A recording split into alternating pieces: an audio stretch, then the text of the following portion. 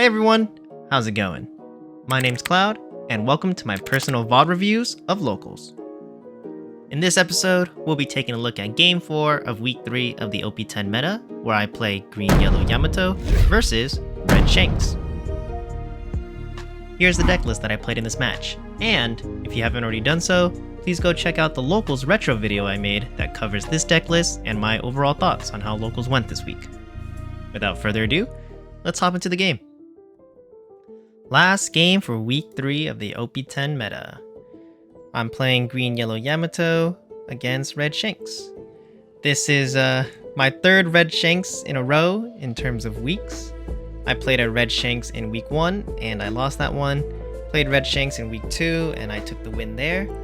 So my record is currently 1-1 and I'm hoping to make it 2-1.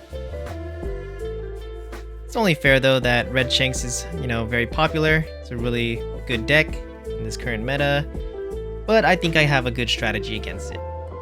That strategy is simply go hard and fast as early as possible. From my experience, Red Shanks tend to have a lot of bricks in hand, so until they get to their 7, 8, 9, 10 Dawn turns, I'm free to hit. I don't think they play that many blockers, maybe the Lucky Roo. So if I'm able to just, pressure my opponent really fast, then I think I have a good handle on the game. But we'll see how that plays out in this game here. Let me finish shuffling up, and then we'll cut each other's decks, and then we'll roll for game. High roll as usual. I'm gonna roll first.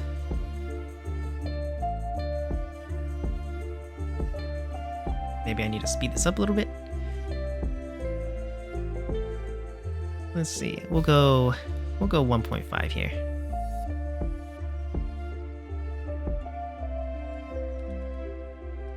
Okay, I roll a 6. And my opponent is going to roll a... drum roll. My opponent rolls a 6 as well. Okay, I roll again. It's a 6. And he rolls a 5. Sweet, I get to pick. That's what I like to see, and I'm definitely picking first against Shanks. For my opening hand, definitely going to be looking for my early aggressive cards, so let's see what we get. My initial hand is 7 cost Hody Jones, 5 cost Nami, 2 cost Buzzcut Mochi, 3 cost Izo, and another 7 cost Hody Jones. Already, I don't like this hand. If we even do just a counter count, I have a 1k and a 2k. That's very low. Don't like it. I see 2 Hody Jones. I mean, Hody Jones is nice to see in hand, but I have to wait till 7 Dawn, right? And I want to go aggressive here. So I think it's going to be an instant mulligan. There's no way I keep this. Yeah. Mulligan. Let me, speed this up again. We are just going to be shuffling for a bit. I will try to, make these VOD reviews a little bit faster. I know that they tend to be quite long, even though the matches tend to be only 10 minutes long. But I have a lot of fun, looking back on my plays and trying to think about, could I have done anything better? Oh, I keep dropping my cards here. Sheesh. Okay, last game of the day. My opponent was thinking about swiping my deck, SMH.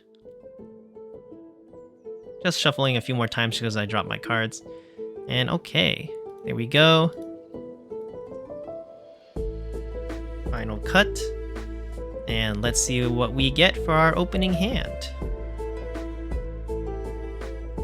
5 cards. And then set up life.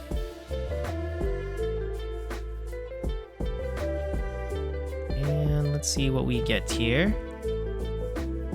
Alright, so I'm just going to pause it here. I know I like to shuffle my hand in the beginning, but sometimes I miss it.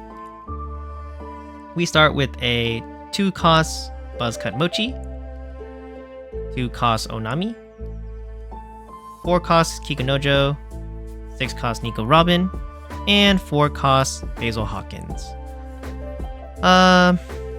Okay. Before I say anything else, let's do our counter count. We have a 1k, a 1k, and a 1k. 3k counter once again, that's very low, and no 2k counter, so I'm not happy with this hand. We do see the Onami, which is nice, but I think I would prefer to see the Tonoyasu in this case, just because I am on the odd curve, meaning my Dawn goes 1, then 3. And so playing Onami on 3 Dawn doesn't feel great because I'm only attacking for 6k. At that point, I just want to attack 8k with my leader. So Tonoyasu would have been nicer because I do get the 3k buff, but I don't have it in hand, so let's see what we do here. Onami is still kind of nice though, having the banish in hand. Just gotta hope he doesn't have a blocker. 1 Dawn, pass to him. And then of course I forgot to say it, but fist bump to start the game.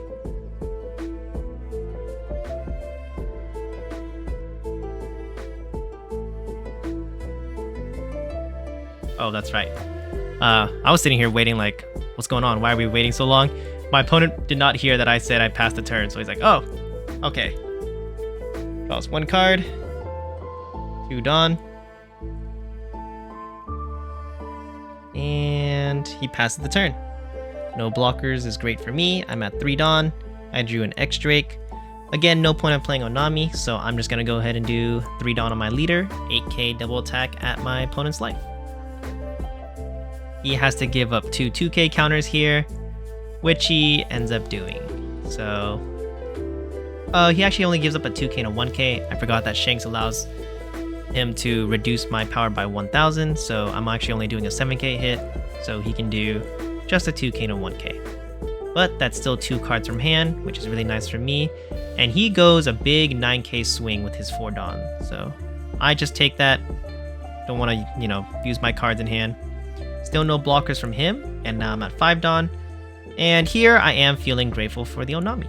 I tap 2 Dawn to play Onami, give my leader banish, attach my remaining 3 Dawn to my leader, and go 8k double attack banish at his life. He just gave up some of his counter, so like I said, I think a lot of Shanks have a lot of bricks in hand, so he has to just take the hit, allowing me to just trash 2 cards from his life. I'm now in a good position. My leader ability is online, and any potential triggers that I have in my life are online as well. My opponent is now at 6 Dawn. Looks like they're separating it into 1 and 5 here. And they tap 5 Dawn to play the ST21 Monkey D. Luffy. This has been a great addition for Shanks players. Gives them a mid-game option. And he uses the ability to attach 1 Dawn, 1 rested Dawn to the Luffy and attacks me for 7k. I'm thinking whether or not I should counter here, but I end up just taking the life, and my gamble paid off because I get the Kikunojo trigger. He swings 6k at my lead, and I just 2k counter out of that. This is what I really like about this deck. I get to go aggressive with my leader, and then just hope, I get trigger bodies. So with 2 characters on board, the 3k power Onami and the 6k power Kikunojo, I'm feeling pretty good. I'm at 7 Dawn, so I tap 6 and play the Nico Robin, allowing me to trash the top card from his life. And I'm able to use the last Dawn to attach to my leader and go 6k double attack at my opponent's life. He gives me I think that's a 1k? I don't remember. I think it's a 2k or 1k. And then I attack 6k with my Kikunojo, sorry. And then I use leader ability to attach 2 rested Dawn to my Onami. And he gives me another counter. What card is that? I think it's Hongo. Let me pull it up. I'm not gonna put it up on screen. I just want to see what the counter is. I think that is Hongo. I don't recognize the art. Sorry, I'm gonna go back here to when he flashes the card at me.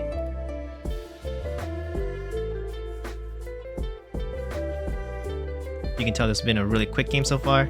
Oh, really fast. I think it's the Hongo. I think it's a 2k counter. So we're all good there. But real quick, I could have attached the 2 rested Dawn to Kikunojo and do an 8k swing. But in my mind, right, I'm telling myself that Shanks players are really waiting till their, 7, 8, 9, 10 Dawn turns. So I'm thinking that he just has a lot of bricks in hand.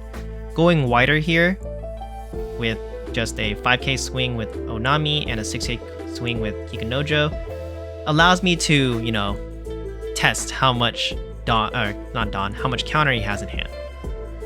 So going wide here is gonna work for me. He ends up taking at least one hit, so he's now down to 1 life. Oh, and another thing is, this is why I'm really liking the 6-cost Nico Robin. It's because against 5 life leaders, they start out at 5. If I'm able to get my first double attack in, first or second double attack in, they go down to 3 life. And then, at this point, I can drop the Nico Robin, bringing them down to 2 life. And now my leader ability can get its maximum value for one final double attack to bring them down to 0 life. So it just puts a lot of pressure on my opponent to be able to counter out of this. They end up countering out of the double attack, but you can see that they had to spend counter for that, giving me more room to attack with my bodies on board. But let's keep going here. Back to my opponent's turn. They're now at 8 Dawn, and this is where I'm starting to get a little nervous because they are able to start putting down some of their top end cards. But, I have 6 cards in hand, they're at 1 life, I have 2 life, and I have a decent board. So they're probably going to have to try to deal with my board. Otherwise, I'm just going to have enough attackers to end the game next turn. My opponent taps, should have been all 8 of his Dawn, to play out Monkey D. Dragon. I'll just throw that card on the screen and pull it up on the side for myself. Dragon is an 8 cost, 9k power character that has Rush, and on play, give up to 2 Rested Dawn cards to your leader or one of your characters.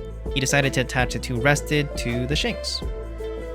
So now he has 7k with Shanks, his leader. He's got 6k with the Monkey D. Luffy and 9k with the Monkey D. Dragon. He starts off by attacking at my life with Monkey D. Luffy, attaching 1 Rested Dawn to it, so it's a 7k attack. And I know I only have to try to, get out of one of the hits here in order to live. So I think I take this. Alright, the 2k counter. Swings at me for 7. I'm pretty sure I should counter out of this because it's a low enough power for me to counter, which I do. Yep, 2k and a 1k, bringing me up to 8. And then, because he only has 1 attack left, I can just comfortably take this last life without having to worry about losing. He didn't go for my board, which is interesting, so I now have 3 characters on board. 3k power, 6k power, and a 6k power. And I'm at 9 Dawn, so pretty good. Ooh, not only that, but I drew 9 Flash off the top of my deck. This card, I'll put it up on screen. Won't read it all out, but essentially it allows me to give one of my leaders or characters plus 3,000 power. That's the irrelevant part. And so, just means some bonus power here. I'm gonna test the waters, see what counters he has in his hand. So I just do 1 Dawn on Kikunojo and I attack his life for 7k. He gives me a 2k using leader ability to drop it down, my Kikunojo down to 6k attack. So now that I know his leader ability is offline, I do an 8k at his life. This is going to demand 2 2Ks here. He does not have, so he takes it. And I still have 5 Dawn remaining, 6 Dawn remaining. I tap 2 to play 9 Flash, which gives my leader plus 3,000 power. And then I attach my remaining 4 Dawn to my leader, making this a 12k double attack to my opponent's life. He plays a 0 cost event to give himself plus 3,000, and he's got no more counter. So I take the win. Woo! This brings my record against Shanks up to 2-1. The top card was an Izo, and I have to say that this went pretty smoothly. I was talking to my opponent after this game. He was feeling bummed out because he didn't see any of his Lucky Roos, and he does run the Lucky Roo. If he had the Lucky Roo, I think this game would have gone a lot differently just because the Lucky Roo is a blocker, and if I KO it, it allows him to KO a 6k power character on my board. So if he did have it, either my Kikunojo or my Nico Robin here could have been KO'd. So that would have been one less, card on the field for me to attack with, and I probably would have had a slightly tougher time trying to close out this game. Actually, maybe a tremendous, hard time trying to get this game closed out, just because he was already at his 8-10 Dawn turn, so yeah, unfortunate. Oh well, I'm glad I took the win. That's gonna do it for this final episode here for week 3. Thanks for watching. Until next time, remember, keep your minds fresh and your spirits free. See ya!